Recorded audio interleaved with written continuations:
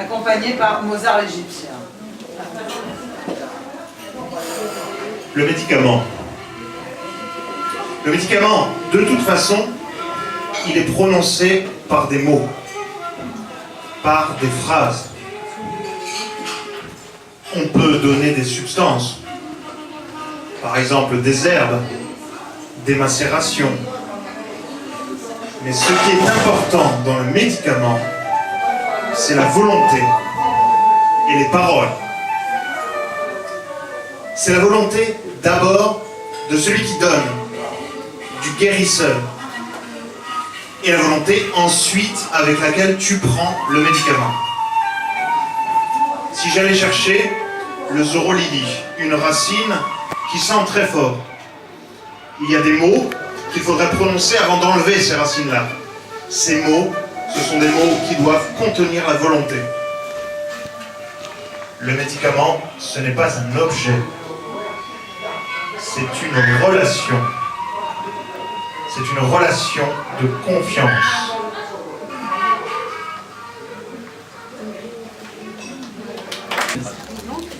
Ville et port, asile de mort, mer grise où brise la brise, tout dort.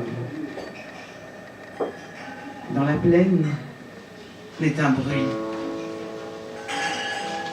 C'est la laine de la nuit. Elle brame comme une âme qu'une flamme toujours suit. La voix plus haute semble un grelot d'un nain qui saute, c'est le galop. Il fuit, s'élance, puis en cadence, sur un pied danse, au bout d'un flot. La rue me rapproche, l'écho la redit, c'est comme la cloche d'un couvent maudit, comme un bruit de foule qui tonne et qui roule, et tantôt s'écroule, et tantôt grandit.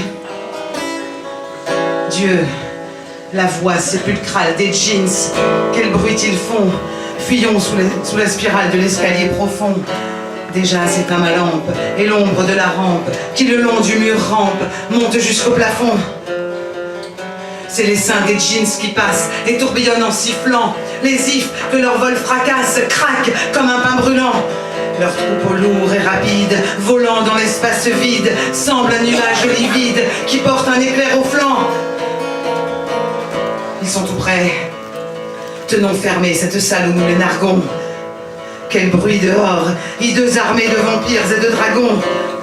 La poutre du toit décellée ploie ainsi qu'une herbe mouillée, et la vieille porte rouillée tremble à déraciner ses gonds. Cris de l'enfer, voix qui hurle et qui pleure, l'horrible essaim, poussé par l'aquilon sans doute, au ciel, s'abat sur ma demeure.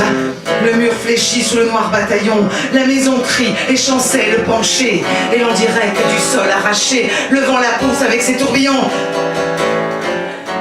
Prophète, si ta main me sauve de ces impurs démons des soirs, j'irai prosterner mon front chauve devant tes sacrés encensoirs. Fais que sur ces portes fidèles meure leur souffle d'étincelles, et qu'en vain l'ongle de leurs ailes grince et crie à ces vitres noires.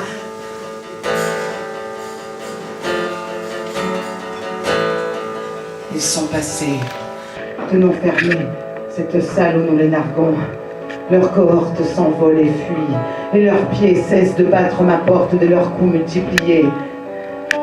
L'air est plein d'un bruit de chaînes, et dans les forêts prochaines frissonnent les grands chênes sous leur vol de feu plié.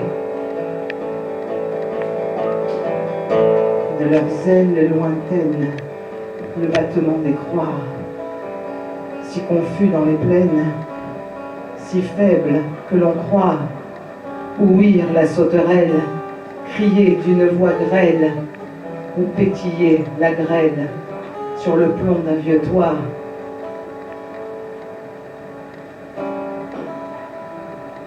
D'étranges syllabes nous viennent encore, ainsi les Arabes consonnent le corps. Un chant sur la grève par instants s'élève, et l'enfant qui rêve fait des rêves d'or. les jeans funèbres, fils du trépas, dans les ténèbres, presse le pas, leur essaim gronde, ainsi profonde, murmure une onde qu'on ne voit pas. Ce bruit vague qui s'endort, c'est la vague sur le bord, c'est la plainte presque éteinte d'une sainte pour un mort. On doute. La nuit, j'écoute. Tout fuit, tout passe.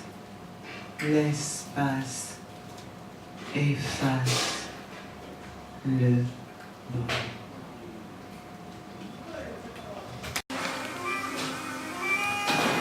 L'homme qui du désert connaît le secret ne peut vieillir.